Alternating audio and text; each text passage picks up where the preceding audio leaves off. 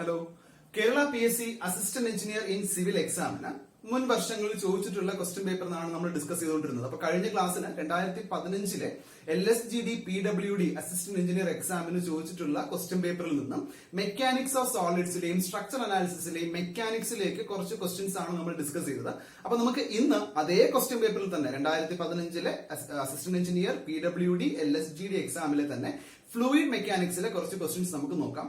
ആ എക്സാമിന് ഏറ്റവും കൂടുതൽ ക്വസ്റ്റ്യൻസ് ചോദിച്ചിട്ടുണ്ടായിരുന്നത് fluid mechanics, MOS, structure analysis, geo technical engineering, ഈ 4 സബ്ജക്ട്സിൽ നിന്നാണ് മെജോറിറ്റി ഓഫ് ക്വസ്റ്റ്യൻസ് വന്നിട്ടുണ്ടായിരുന്നത്. അപ്പൊ ഫ്ലൂയിഡ് മെക്കാനിക്സിലെ ഒരു ഇമ്പോർട്ടന്റ് ക്വസ്റ്റ്യൻ നമുക്ക് ആദ്യം നോക്കാം. ക്വസ്റ്റ്യൻ ഇതാണ്: A jet of water of cross sectional area 0.005 m² strikes a flat plate normally with a velocity of 15 meter per second.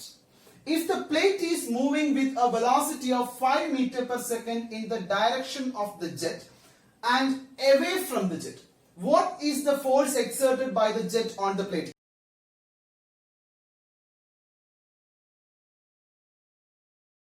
ഇങ്ങനെ ഒരു ക്വസ്റ്റ്യൻ നമ്മൾ ക്വസ്റ്റ്യൻ പേപ്പറിൽ കാണുമ്പോൾ മിക്കവാറും ചെയ്യാൻ പറ്റില്ല എന്ന് പറഞ്ഞ് ഒഴിവാക്കാറുണ്ട് മെജോറിറ്റി. പക്ഷെ ഇത് വളരെ സിമ്പിൾ ആയിട്ടുള്ള ക്വസ്റ്റ്യൻ ആണ്. നമുക്ക് വായിക്കുമ്പോൾ തന്നെ നമുക്ക് അറിയാം ഫ്ലൂയിഡ് മെക്കാനിക്സിൽ ഏത് പോർഷനിൽ നിന്നാണ് ഈ ക്വസ്റ്റ്യൻ വന്നിട്ടുള്ളത്. ഇമ്പാക്ട് ഓഫ് ജെറ്റിൽ നിന്നുള്ള ക്വസ്റ്റ്യൻ ആണ്. ഇമ്പാക്ട് ഓഫ് ജെറ്റിൽ നിന്നുള്ള ക്വസ്റ്റ്യൻ ആണെന്നുള്ള കാര്യം മനസ്സിലായി. രണ്ടാമത് മനസ്സിലാക്കേണ്ടത് ഇമ്പാക്ട് ഓഫ് ജെറ്റിൽ തന്നെ നമ്മൾ പല കണ്ടീഷൻസ് നമ്മൾ പറയുന്നുണ്ട്. എന്തായിരുന്നു? Impact of jet on a stationary plate, impact of jet on an inclined plate, impact of jet on a moving stationary plate, impact of jet on a inclined moving stationary plate, impact of jet on a curved plate, impact of jet on a curved moving plate, impact of jet on unsymmetrical plate എന്ന് പറഞ്ഞ് നമ്മൾ കുറെ condition പറഞ്ഞിട്ടുണ്ട്. അപ്പൊ ഇതിനകത്ത് ഏതാണ് ഈ പറയുന്നതിൽ ഓരോന്നിലും നമുക്കിപ്പോ ഇംഗ്ലണ്ട് പ്ലേറ്റ് ആണെന്നുണ്ടെങ്കിൽ നമ്മൾ നോർമൽ ഫോഴ്സ് കാൽക്കുലേറ്റ് ചെയ്തിട്ടാണ് നമ്മൾ FX ഉം FY നമ്മൾ കണ്ടുപിടിക്കുക. ഇവിടെ ആണെന്നുണ്ടെങ്കിൽ, അതായത് സ്റ്റേഷനറി പ്ലേറ്റ് ആണെങ്കിൽ അങ്ങനെയില്ല. ഫോഴ്സ് എന്ന് പറയുന്ന ഒരൊറ്റ ഫോർമുല മാത്രമേ ഉള്ളൂ ഫോഴ്സ് കാൽക്കുലേറ്റ് ചെയ്യാനായിട്ട്. അപ്പൊ ഈ ക്വസ്റ്റ്യൻ നോക്കിയേ, if the plate is moving with a velocity എന്ന് പറഞ്ഞിട്ടുണ്ട്. അപ്പൊ അങ്ങനെയാണ് എങ്കിൽ ക്വസ്റ്റ്യൻ ഫ്ലാറ്റ് പ്ലേറ്റ് ആണ് എന്നുള്ള കാര്യം പറഞ്ഞു, മൂവിംഗ് പ്ലേറ്റ് ആണെന്നുള്ള കാര്യം പറഞ്ഞു. അപ്പൊ അങ്ങനെയാണെങ്കിൽ എന്തായിരിക്കും ഈ കണ്ടീഷൻ? എന്തായിരിക്കും എന്ന് ഓർമ്മിച്ച് നോക്കിയേ. ഇമ്പാക്ട് ഓഫ് ജെറ്റ്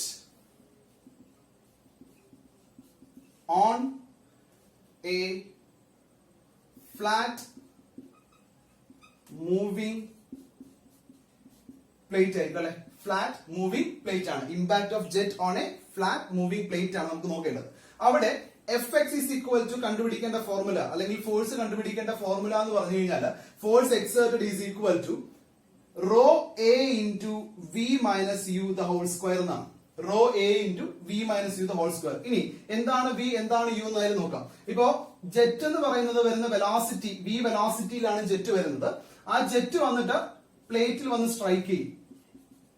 ഓക്കെ, ഇങ്ങനെ ആയിരിക്കും വാട്ടർ ഡിസ്ചാർജ് ചെയ്യുക. ഇനി ഈ പ്ലേറ്റ് എന്ന് പറഞ്ഞാൽ എന്ത് പ്ലേറ്റാ?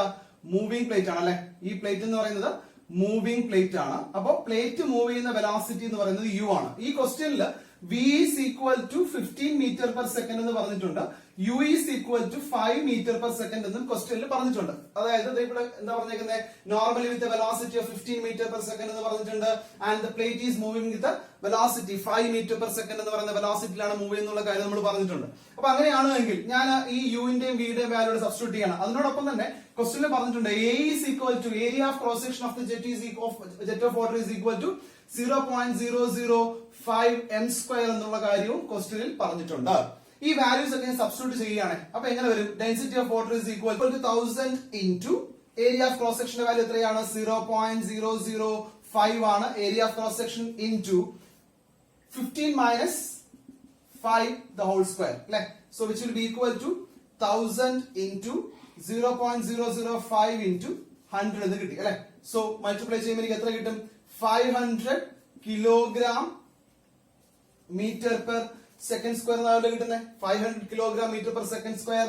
Therefore F is equal to 1 kilogram meter per second square is equal to 1 Newton. Therefore 500 Newton is the answer. Option C is the right answer. നമുക്ക് ഇനി ഇതേ കണ്ടീഷനിൽ തന്നെ ഇപ്പോ ഇൻക്ലൈൻഡ് പ്ലേറ്റിന്റെ കണ്ടീഷനും അതുപോലെ തന്നെ ഫിക്സഡ് പ്ലേറ്റിന്റെ കണ്ടീഷൻ നമുക്ക് നോക്കാം. അതിനകത്ത് നമുക്ക് ഫോഴ്സ് എങ്ങനെയാണ് കാൽക്കുലേറ്റ് ചെയ്യേണ്ടത് എന്നുള്ള കാര്യവും അതിന്റെ എക്സ്പ്രഷൻസും ആ ഫിഗറും മാത്രം നമുക്കൊന്ന് നോക്കാം. പ്രധാനമായിട്ട് നമുക്ക് നോക്കേണ്ടത് 3 കണ്ടീഷനാണ്. അതിൽ ഫസ്റ്റ് കണ്ടീഷൻ എന്താണെന്ന് വെച്ച് കഴിഞ്ഞാൽ ഒരു ഫ്ലാറ്റ് സ്റ്റേഷനറി പ്ലേറ്റ് ആണെന്നുണ്ടെങ്കിൽ അവിടെ ഫോഴ്സ് കണ്ടുപിടിക്കുന്ന എക്സ്പ്രഷൻ എന്താണെന്നുള്ള കാര്യമാണ്. Rho A into V square എന്ന് പറയുന്ന എക്സ്പ്രഷൻ. അപ്പൊ ഇവിടെ ഫ്ലാറ്റ് പ്ലേറ്റ് എന്ന് പറയുന്നത് സ്റ്റേഷനറി ആണ്. അങ്ങനെയാണെങ്കിൽ വെലോസിറ്റി ഓഫ് പ്ലേറ്റ് എന്ന് പറയുന്നത് എന്തായിരിക്കും? 0 ആയിരിക്കും. നേരത്തെ എക്സ്പ്രഷൻ നമ്മൾ എന്തായിരുന്നു എഴുതിയത്? Rho A into V minus U square എന്നായിരുന്നു നമ്മൾ V minus U the whole square എന്നാണ് എഴുതിയത്. അവിടെ കണ്ടീഷൻ എന്ന് പറയുന്നത് മൂവിംഗ് പ്ലേറ്റ് ആയിരുന്നു, ഫ്ലാറ്റ് മൂവിംഗ് പ്ലേറ്റ് ആയിരുന്നു. ഇവിടെ പ്ലേറ്റ് എന്ന് പറയുന്നത് സ്റ്റേഷനറി. അപ്പൊ യുവിന്റെ value 0. Expression force is equal to rho A into V square എന്നായിരിക്കും നമ്മൾ ഫോഴ്സ് കാൽക്കുലേറ്റ് ചെയ്യുന്നത്. ഓർമ്മിച്ച് വെച്ചേക്കുക, ഇമ്പോർട്ടന്റ് ഫോർമുലയാണ്. ഡയറക്റ്റ് ക്വസ്റ്റ്യൻ കിട്ടും. ഇനി അതുപോലെ തന്നെ ഇനി ഇൻക്ലൈൻഡ് പ്ലേറ്റ് ആണെന്നുണ്ടെങ്കിൽ ഇവിടെ നോർമൽ ആയിട്ട് ആക്ട് ചെയ്യുന്ന, അതായത് പ്ലേറ്റിന് നോർമൽ ആയിട്ട് ആക്ട് ചെയ്യുന്ന ഫോഴ്സ് എന്ന് പറയുന്നത് rho A V square into sine theta എന്ന് പറയുന്നതാണ് നോർമൽ ആയിട്ട് ആക്ട് ചെയ്യുന്ന ഫോഴ്സും. അതിനെ റിസോൾവ് ചെയ്യുമ്പോൾ നമുക്ക് കിട്ടുന്നത് rho A V square into sine square തീറ്റയും, എഫ് എക്സ് എന്ന് പറയുന്നത് rho A V square into sine square theta, F Y is equal to rho A V square into sine theta cos theta എന്ന് കിട്ടും. Okay. ഇനി ഇതേ കണ്ടീഷനിൽ plate moving ആണെങ്കിൽ ഒരു ചെറിയ വേരിയേഷൻ ഉണ്ട്. ഈ വി വന്ന പ്ലേസിലൊക്കെ എന്തായിരിക്കും വരിക? വെലോസിറ്റി വി മൈനസ് യു എന്ന് പറഞ്ഞ് നമ്മൾ എടുക്കും. അപ്പൊ അങ്ങനെയാണെങ്കിലോ rho A into V minus U the whole square into sine theta ആണ്. എഫ് എക്സും എഫ് വൈ എന്നും പറഞ്ഞാൽ rho A into V minus U the whole square into sine square theta, rho A into V minus U the whole square into sine theta cos theta. ഇത്രയും condition ഓർമ്മിച്ച് വെച്ചേക്കുക. ഇതിനകത്ത് main ആയിട്ടും ഈ പറഞ്ഞ കണ്ടീഷനും ഈ കണ്ടീഷൻ ബേസ് ചെയ്തിട്ട്, ഈ 2 കണ്ടീഷൻ ബേസ് ചെയ്തിട്ടാണ് ഇതുവരെയും ക്വസ്റ്റ്യൻസ് കണ്ടിട്ടുള്ളത്. ചിലപ്പോ ഈ 2 കണ്ടീഷൻസിലുള്ള ക്വസ്റ്റ്യൻസ് വേണമെങ്കിലും ചോദിക്കാം. ഈ പറഞ്ഞ ഫോർമുലാസ് ഒക്കെ നമ്മൾ കാണാൻ അറിയുക. ഈ ഒരു സെക്ഷൻ പഠിച്ചു കഴിഞ്ഞാൽ നമുക്ക് എന്ത് ചെയ്യാം? ഈസി ആയിട്ട് നമുക്ക് ഓർമ്മിച്ചെടുക്കാനായിട്ട് പറ്റും. അതുപോലെ തന്നെ ഇത് 2 ഓർമ്മിക്കാൻ എളുപ്പമാണ്. ഇവിടെ പ്ലേറ്റ് മൂവിംഗ് ആണെങ്കിൽ rho A into V minus U square എന്ന് എടുക്കണം. പ്ലേറ്റ് മൂവിംഗ് അല്ല, സ്റ്റേഷനറി ആണെങ്കിൽ റോ എ വി സ്ക്വയർ എന്ന് പറഞ്ഞ് എടുക്കുക. അപ്പൊ ക്വസ്റ്റ്യൻ കാണുമ്പോൾ അതിന്റെ ലെങ്ത് കണ്ട് ക്വസ്റ്റ്യൻ നമ്മൾ അറ്റൻഡ് ചെയ്യാതെ പോകരുത്. വളരെ സിമ്പിൾ ആയിട്ടുള്ള പോർഷൻ ആണ്. എളുപ്പം നമുക്ക് പ്രോബ്ലം സോൾവ് ചെയ്യാൻ പറ്റുന്ന ഒരു ഏരിയയാണ് ഇമ്പാക്ട് ഓഫ് ജെറ്റ് എന്ന് പറയുന്നത്. ഇനി വരുന്ന ഏതെങ്കിലും ക്വസ്റ്റ്യൻസിലും ഈ സെയിം പറഞ്ഞ പോർഷനിൽ നിന്നുള്ള ക്വസ്റ്റ്യൻസ് ഉണ്ടെങ്കിൽ നമുക്ക് ഈസി ആയിട്ട് നമുക്ക് സോൾവ് ചെയ്ത് പോകാനായിട്ട്